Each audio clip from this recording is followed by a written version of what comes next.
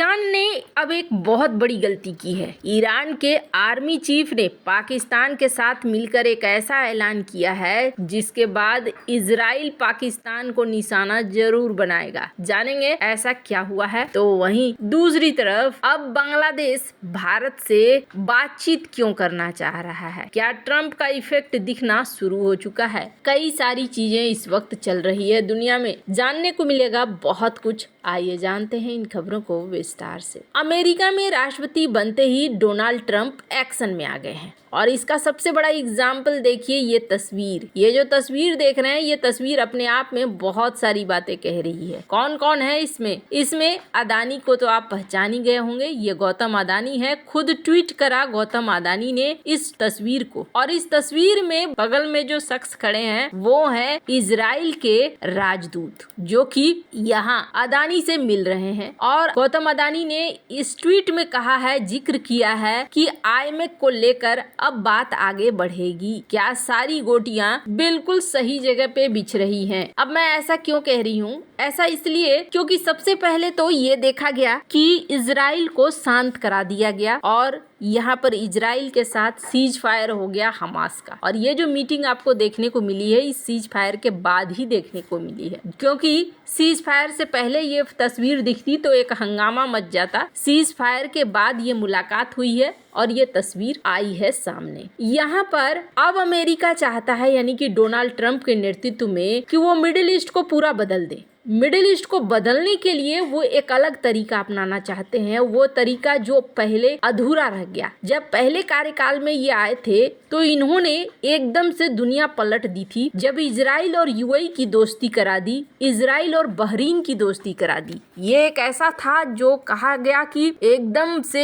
ऐतिहासिक चीजें जो होती है वैसा इन्होंने किया था। अब ये जब चीज हो गई तो बीच में सऊदी अरब से बातचीत चल रही थी कि अब अब्राहम अकॉर्ड पर सऊदी अरब साइन कर देगा और मामला रफा दफा हो जाएगा। मिडिल ईस्ट में सब दोस्त बन जाएंगे इजराइल के और कोई टेंशन नहीं रहेगा। पर यहाँ डोनाल्ड ट्रंप की सत्ता चली गई और पूरा खेल बिगड़ गया और अब्राहम अकॉर्ड भी लटक गया। दूसरी तरफ ये भी देखने को मिला कि इजराइल हमास में युद्ध शुरू हो गया। फलस्तीन का एक मामला निकलकर सामने आने लगा। अब सीन ऐसा हो रहा है, कहा जा रहा है कि 2020 में जो चीज रह गई थी, डोनाल्ड ट्रंप उसे अब पूरा करना चाहते हैं और इसके लिए डोनाल्ड ट्रंप सऊदी और इजराइल के बीच एक बार फिर से दोस्ती कराना चाहते हैं। शांति डील तो हो गई है। अब यहाँ पर ये तस्वीर का मतलब है कि आईएमएफ कॉरिडोर के लिए अब आगे बढ़ा जाएगा और आईएमएफ कॉरिडोर जैसे बनेगा भारत के लिए एक गेम चेंजर होगा। गाजा युद्ध शुरू होने के बाद भारत के यूरोप के रास्ते पर संकट मंडराने लगा था। अब गाजा में सीज फायर हो गया है। ट्रंप अब्राहम अकॉर्ड पर जोर दे रहे हैं। इससे भारत यूरोप कॉरिडोर को लेकर उम्मीद बनने लगी। और इसी बीच भारत के अरबपति गौतम अदानी ने इजराइल के राजदूत के साथ मुलाकात की। दरअसल इजराइल का हाइफा बंदरगाह ही भारत को यूरोप से जोड़ेगा। इस बंदरगाह का कंट्रोल गौतम अदानी की कंपनी के पास है। गौतम अदानी ने एक्स पर लिखे पोस्ट में कहा कि उनकी इजराइल के राजदूत से बहुत ही सकारात्मक बातचीत हुई। इसमें खास तौर पर आईएमएफ का जिक्र किया गया। उन्होंने कहा कि हाइफा पोर्ट के जरिए अदानी ग्रुप आगे इजराइल में निवेश जारी रखेगा। अब यहाँ एक नई कहानी निकल कर आ गई है और ये कहानी ईरान ने निकाली है। इजराइल के साथ चल रहे तनाव के बीच ईरान के परमाणु ठिकानों पर हमले का खतरा मंडराने लगा और यूरोप के एक्सपर्ट क्या कह रहे हैं कि इजराइल ने पश्चिम एशिया में हुए घटनाक्रम के बाद फैसला कर लिया है कि वो ईरान के परमाणु ठिकानों पर हमला करेगा। इस हमले में इजराइल को अब ट्रंप का भी साथ मिल सकता है। इस खतरे के बीच अचानक से ईरान की सेना के प्रमुख मेजर जनरल बाघेरी सोमवार को पाकिस्तान के दौरे पर पहुंचे। जनरल बाघेरी ने पाकिस्तान के राष्ट्रपति आसिफ अली जरदारी और सेना प्रमुख जनरल असीम मुनीर से मुलाकात। पाकिस्तानी मीडिया के मुताबिक इन मुलाकातों के दौरान ईरानी सेना प्रमुख ने पाकिस्तान से रक्षा संबंध बढ़ाने का अनुरोध किया। इसमें साथ मिलकर हथियार बनाना शामिल है। पाकिस्तानी सेना प्रमुख और ईरानी आर्मी चीफ के बीच क्षेत्रीय सुरक्षा चुनौतियों पर भी चर्चा हुई। पाकिस्तान में ईरानी सेना प्रमुख का बड़ा जोरदार स्वागत किया गया है।